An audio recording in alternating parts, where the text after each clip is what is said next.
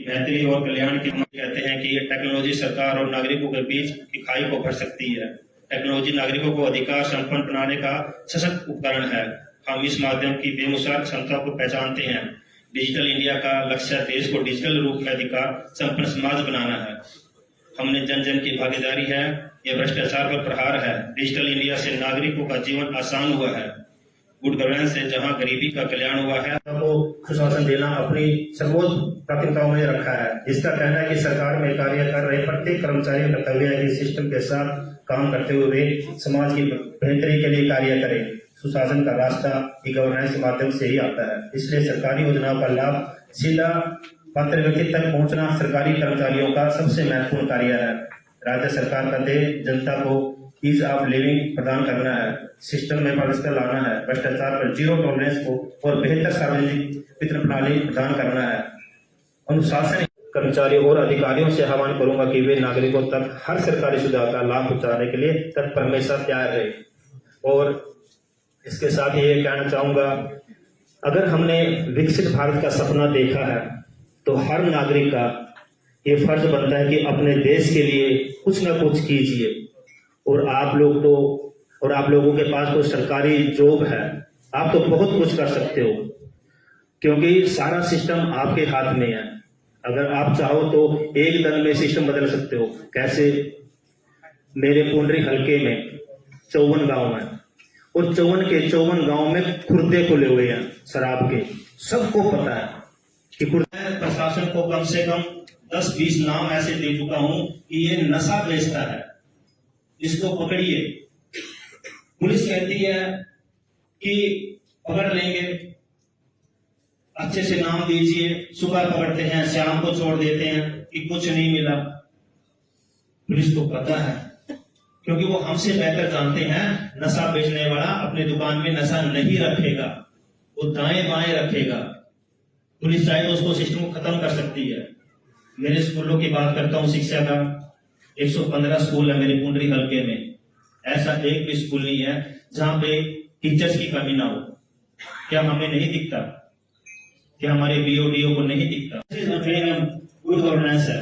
कल मेरी बात हुई तो बोलते हैं चलो सर हम देखते हैं 5 टीचर और भेज देते हैं। हमारे कहने से ही आपको दिखाई देगा, आपको खुद नहीं पता कि भी वहां पे टीचर्स नहीं है। एक तरफ तो हम विकसित भारत की बात करते हैं, दूसरा शिक्षा का स्तर ही गिरा रहे हैं। और शिक्षा एक विकसित देश का सबसे बड़ा मजबूत स्तंभ है। मैं राजनीति में नया जरूर हूं और आप लोगों को यही शायद पता हुआ यह कर्मचारी बेनती है सारे कर्मचारी द्वारा कोड निष्ठा ईमानदारी से इससे आगे कार्यालय नगर पालिका राजौन से श्री नरेंद्र कुमार सचिव, हरियाणा सरकार द्वारा इस विभाग से संबंधित आमजन के माध्यम से प्राप्त होने वाली शिकायतों का कार्य के सभी तकनीकी कार्य उप कर्मचारी द्वारा निश्चित। हरियाणा सरकार द्वारा समय समय पर जनहित को दी गई योजनाओं को बगैर विभाग के आदेशों के स्वयं रुचि लेकर बिहारी वाजपेयी जी ने अपने विचारों, कर्मों और दूरदर्शिता से भारत को नई दिशा और पहचान दी है। उन्होंने भारत को विकसित और सशक्त बनाने के लिए सशक्त नीतियों को नींव रखी है। इससे उस विश्वास, उस विकसित भारत के निर्माण का मानस प्रशस्त हुआ है, जिसका संकल्प हमारे माननीय प्रधानमंत्री नरेंद्र मोदी जी ने लिया है। अटल जी सिर्फ एक नाम ही नहीं बल्कि एक युग थे। उनकी राजनीतिक सेवा का कार्य था, उनका जीवन राष्ट्र के प्रति समर्पण का उल्लेखनीय उदाहरण सबके सामने है। अटल जी का हर निर्णय, हर प्रयास और हर योजना जनता के कल्याण के लिए थे। उनका विश्वास था कि जन कल्याण सुशासन के बिना नहीं हो सकता और सुशासन का भाग पारदर्शिता, जवाबदेही तथा जन समस्याओं के प्रति संवेदनशीलता है। करोड़ रुपया डायरेक्ट एक बटन दबाने से ही किसान के खाते के अंदर वो पहुंचा है, उसके घर में पहुंचा है। ये बड़ा सुधार हमने किया है। कुछ पक्ष के लोग हैं अपने तरीके से बोलते रहते हैं और उसका विरोध करते रहते हैं कि हम आएंगे पोर्टल को बंद कर देंगे।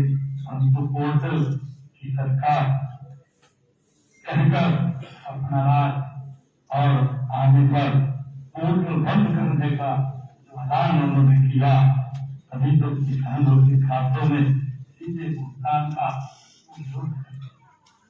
अभी भी है बताते हुए कि हमने किसानों के खाते को ऑनलाइन कि वो फसल बेचेगा, मेरा फसल मेरा बेच पोर्टल बनाया उसके माध्यम से किसान अगर अपनी फसल को मंडी में लेकर के जाता है 72 घंटे के अंदर, ये पोर्टल की ही करामात है, इस सिस्टम की ही करामात है। और ये सुशासन के ऊपर आज हम अटल बिहारी वाजपेयी जी के जन्म दिवस के ऊपर आज हम एकत्र आए हैं। एक हमारे हरियाणा प्रदेश के अंदर 20 लाख किसानों के खाते में 1,25,000 करोड़ रुपया डायरेक्ट किसान के खाते में अब तक हमने पहुंचाने का काम ये हमारी सरकार ने किया है। इसी के माध्यम से तथा अटल बिहारी वाजपेयी जी जो हमारे देश के प्रधानमंत्री रहे, उनके जन्म दिवस पर बहुत बहुत बधाई और शुभकामनाएं देता हूं। और आज पूरा देश हम सब सुशासन दिवस मना रहे हैं। भारत रत्न अटल बिहारी वाजपेयी जी को राष्ट्र का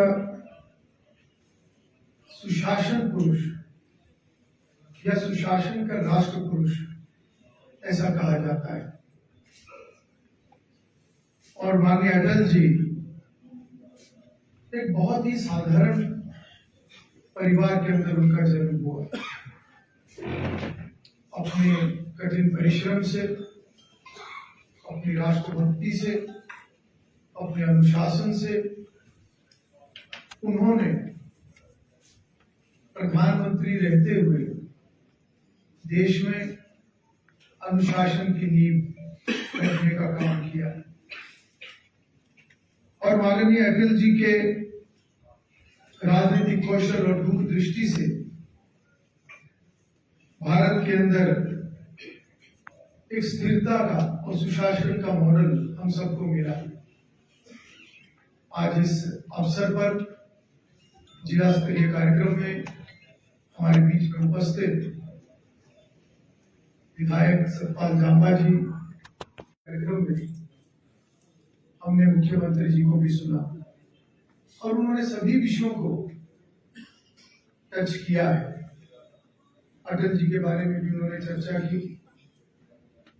अटल जी के बारे में हम सब जानते हैं कि उन्होंने किस प्रकार से प्रधानमंत्री रहते हुए भारत के अंदर चाहे वो इंफ्रास्ट्रक्चर को बढ़ाने की बात, चाहे वो आईटी को बढ़ाने की बात, चाहे दूरसंचार को बढ़ाने की बात, और अगर हम देश की मजबूती के नाते बात करें तो जो न्यूक्लियर उस समय में जो परीक्षण हुए, कहीं ना कहीं एक संदेश हमारे देश की मजबूती का गया। इसके साथ साथ उन्होंने जिस प्रकार की नीतियां बनाई अर्थव्यवस्था की मजबूती के लिए, अर्थव्यवस्था तो मजबूत हुई, साथ ही साथ जो एक लक्ष्य उनका अंत्योदय का था उसके ऊपर भी हमेशा उनका फोकस रहा। और मैं समझता हूं कि उनकी जो एक नींव उनके द्वारा रखी गई थी सुशासन की, उसको लगातार वर्ष 2014 के बाद माननीय प्रधानमंत्री नरेंद्र मोदी जी के नेतृत्व में लगातार आगे बढ़ाया जा रहा है। सुशासन को समझने के लिए मुझे लगता है कि संविधान की मूल प्रस्तावना को समझने की जरूरत है, जिसमें देश के प्रत्येक नागरिक के लिए चाहे सामाजिक, आर्थिक या उसके साथ साथ राजनीतिक, ये समानता होनी बहुत जरूरी है। और इस सब विषय के लिए मैं समझता हूं कि हम सब कहीं ना कहीं किसी ना किसी स्तर पर जिम्मेवार हैं। और अगर मैं बात करूं लोकतंत्र की, चाहे उसके अंदर विधायिका है, चाहे उसके अंदर कार्यपालिका है, न्यायपालिका है, कि हम सभी अपने अपनी जिम्मेवारियों को निष्ठापूर्वक ईमानदारी के साथ निर्वहन करने का काम करें। आज कुछ अधिकारियों को, कुछ कर्मचारियों को यहाँ पर सम्मानित किया गया है। मैं उन सभी को बधाई देना चाहूंगा। उनकी कर्मठता, उनकी ईमानदारी, उनकी निष्ठा और जिस प्रकार से उन्होंने अपना कार्य किया होगा, निश्चित रूप से उनको आगे बढ़ाया गया, उनको आज पुरस्कृत किया गया। ये हम सब के लिए कहीं ना कहीं एक आगे बढ़ने के लिए एक मोटिवेशन है। और आज अगर हम बात करें शासन की, प्रशासन की, और जब हम बात करते हैं विकास की, अंत्योदय की, तो शायद सबसे पहले शासन और प्रशासन को चुस्त दुरुस्त होने की आवश्यकता है। बहुत सारे विषय माननीय मुख्यमंत्री जी ने भी रखे। हरियाणा प्रदेश में किस प्रकार से पिछले सालों में बदलाव हुआ है, उसकी भी चर्चा हुई। चाहे वो पारदर्शिता की बात है, चाहे पूरा देश सुशासन दिवस मना रहा है और विशेष रूप से आज हम भारत रत्न पूर्व में हमारे प्रधानमंत्री रहे स्वर्गीय अटल बिहारी वाजपेयी जी को याद कर रहे हैं, क्योंकि उन्होंने प्रधानमंत्री रहते हुए जिस प्रकार से सुशासन की नींव देश के अंदर मजबूत करने का, रखने का काम किया, उसको आज आगे बढ़ाने का काम हमारे वर्तमान प्रधानमंत्री श्री नरेंद्र मोदी जी कर रहे हैं। और निश्चित रूप से चाहे ई गवर्नेंस की बात है, चाहे अन्य योजनाओं की बात है जिससे कि लोगों को लाभ मिल रहा है, चाहे इंफ्रास्ट्रक्चर को बढ़ाने की बात है जिससे आज देश लगातार प्रगति के मार्ग पर आगे बढ़ रहा है, वो सब हम रोजमर्रा की जिंदगी में, अपने रूटीन में हम उसका अनुभव खुद भी हम करते हैं। आज इस अवसर पर ये संकल्प लेने का आज समय है कि हम सभी अपनी अपनी जिम्मेवारियों को ईमानदारी से, निष्ठापूर्वक निभाने का कार्य करें। आमजन की सुनवाई ठीक तरीके से हो, सभी को, पात्र लोगों को योजनाओं का लाभ मिले, विकास के नाते हम अपने कार्यों को तेजी से आगे बढ़ाने का काम करें। और इसी के साथ साथ आज कैथल जिला, जो कि फ्लैगशिप योजनाओं को इम्प्लीमेंट करने में पूरे राज्य में आज प्रथम आया है, मैं विशेष रूप से कैथल जिले के सभी प्रशासनिक अधिकारियों, कर्मचारियों, पूरी टीम को बहुत बहुत बधाई दूंगा। और बहुत सारे अधिकारी कर्मचारियों को आज यहाँ पर सम्मानित भी किया गया है, उनकी कर्मठता के कारण, उनकी ईमानदारी और उनकी निष्ठा के कारण, जो भी उन्होंने एक अच्छे कार्य किए हैं। ये एक मोटिवेशन सभी जिम्मेवार लोगों के लिए है और मैं आज केवल यही अपील करूंगा कि सभी अपने कार्यों को जिम्मेवारी से निभाने का काम करें, ईमानदारी से निभाने का कार्य करें, ताकि विकसित भारत का जो एक सपना है, जो संकल्प है, जो 2047 में हमारा राष्ट्र विकसित भारत हो, उसमें हम सब मिलकर अपनी जो योगदान है उसको सुनिश्चित कर सकें। स्पीकर सर, अंदर समस्याएं हैं, वो समय समय पर विभिन्न प्लेटफॉर्म से वो सामने आती है। जनप्रतिनिधियों की खास तौर पर ये जिम्मेवारी होती है कि वो जो भी समाज की इस प्रकार की बातें हैं उनको प्रशासन के माध्यम से उसका हल करवाएं। निश्चित रूप से आज कुछ विषय उन्होंने रखे हैं, प्रशासन उसके ऊपर गंभीरता से कार्य करेगा। जी, तो विधायक जी ने